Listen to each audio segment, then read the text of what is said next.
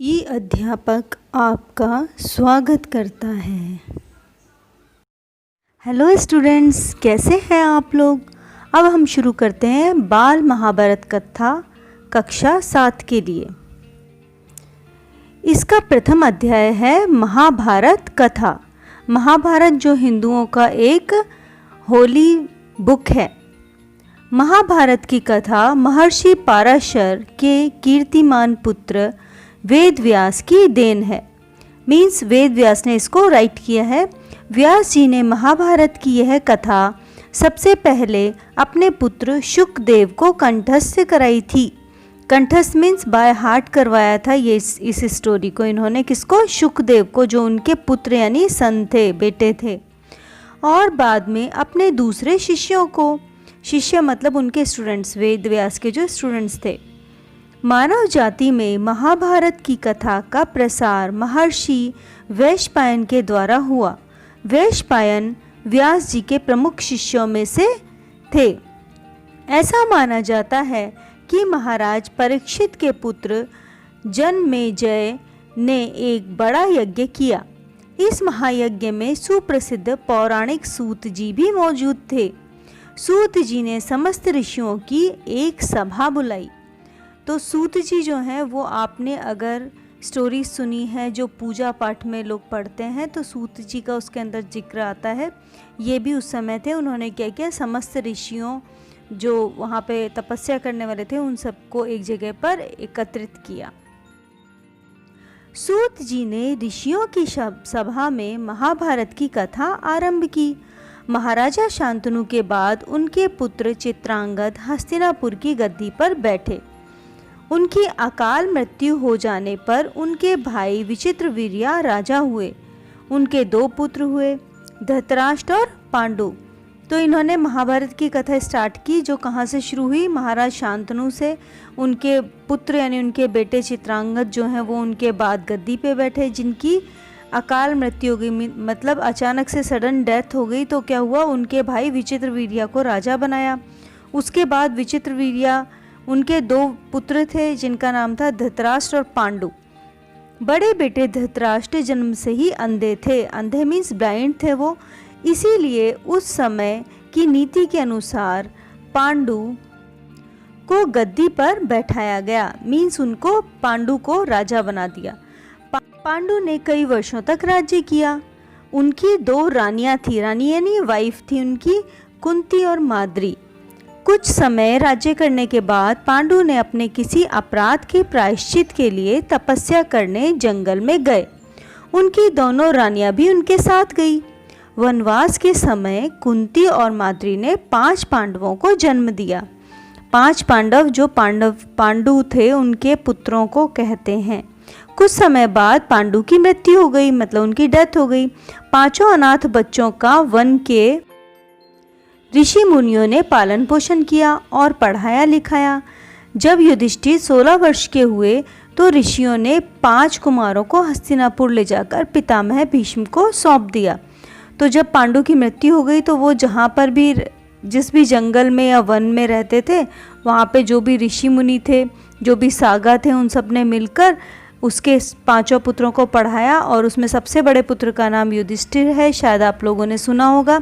जब वो 16 ईयर के हुए तो वापस से उनको हस्तिनापुर लेके गए। 5 पांडव बुद्धि से तेज और शरीर से बली थे। मीन्स वो इंटेलिजेंट थे और बॉडी जो है वो उनकी अच्छी थी। उनकी प्रखर बुद्धि और मधुर स्वभाव ने सबको मोह लिया। मधुर स्वभाव मीन्स वो बहुत ही स्वीटली बिहेव करते थे। यह देखकर धृतराष्ट्र के पुत्र कौरव उनसे जलने लगे मीन्स उनको जलसी होने लगी पांडवों से, किनको, कौरवों को। और उन्होंने पांडवों को तरह तरह से कष्ट पहुंचाना शुरू कर दिया, मतलब वो उनको तकलीफ देते थे किसी भी तरह से। दिन पर दिन कौरवों और पांडवों के बीच वैर भाव बढ़ता गया। मीन्स जो जेलसी है वो बढ़ती गई कौरव और पांडवों के बीच। अंत में पितामह भीष्म ने दोनों को किसी तरह समझाया और उनके भी संधि कराई, मतलब दोबारा से फ्रेंडशिप करवाई। भीष्म के आदेश अनुसार कुरु राज्य के 2 हिस्से किए गए। कौरव हस्तिनापुर में ही राज्य करते रहे और पांडवों को एक अलग राज्य दे दिया गया जो आगे चलकर इंद्रप्रस्थ के नाम से मशहूर हुआ। इस प्रकार कुछ दिन शांति रही। तो क्या हुआ, जब कौरव और पांडव बड़े हुए तो जो महाराजा पितामह मीन्स ग्रैंडफादर भीष्म थे, उन्होंने दोनों के अंदर दोबारा से फ्रेंडशिप करवाई और उन्होंने जो कुरु राज्य था उसके 2 हिस्से किए। एक हस्तिनापुर जो कौरवों और दुर्योधन को मिला, दूसरा जो है वो इंद्रप्रस्थ कहलाया जहाँ पर पांडव गए। उन दिनों राजा लोगों में चौसर खेलने का आम रिवाज था। राज्य की बाजियां लगा दी जाती थी। इस रिवाज के मुताबिक एक बार पांडवों और कौरवों ने चौपड़ खेला। कौरवों की तरफ से कुटिल शकुनी ने खेला, उसने युधिष्ठिर को हरा दिया। इसके फलस्वरूप पांडवों का राज्य छिन गया और उनको 13 वर्ष का वनवास भोगना पड़ा।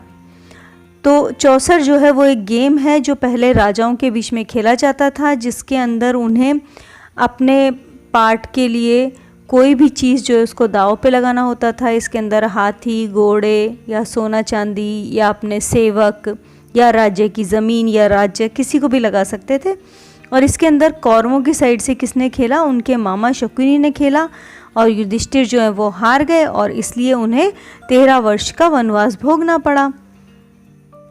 उसमें एक शर्त यह भी थी कि 12 वर्ष के वनवास के बाद 1 वर्ष अज्ञात करना होगा, उसके बाद उन्हें राज्य लौटा दिया जाएगा। तो वनवास का मीन्स है कि उन्हें 12 इयर्स जो है वो जंगल में रहना पड़ेगा, लेकिन उसके बाद 1 वर्ष जो है वो डिसअपेयर होकर रहना पड़ेगा, कोई भी उन्हें देखे नहीं, कोई भी उन्हें पहचान नहीं पाए। द्रौपदी के साथ 5 पांडव 12 वर्ष वनवास और 1 वर्ष अज्ञातवास में बिताकर वापस लौटे, पर लालची दुर्योधन ने लिया हुआ राज्य वापस करने से इनकार कर दिया। अतः पांडवों को अपने राज्य के लिए लड़ना पड़ा। युद्ध में सारे कौरव मारे गए। तब पांडव उस विशाल साम्राज्य के स्वामी हुए, मीन्स कौरवों को हराकर पांडवों ने राज्य ले लिया।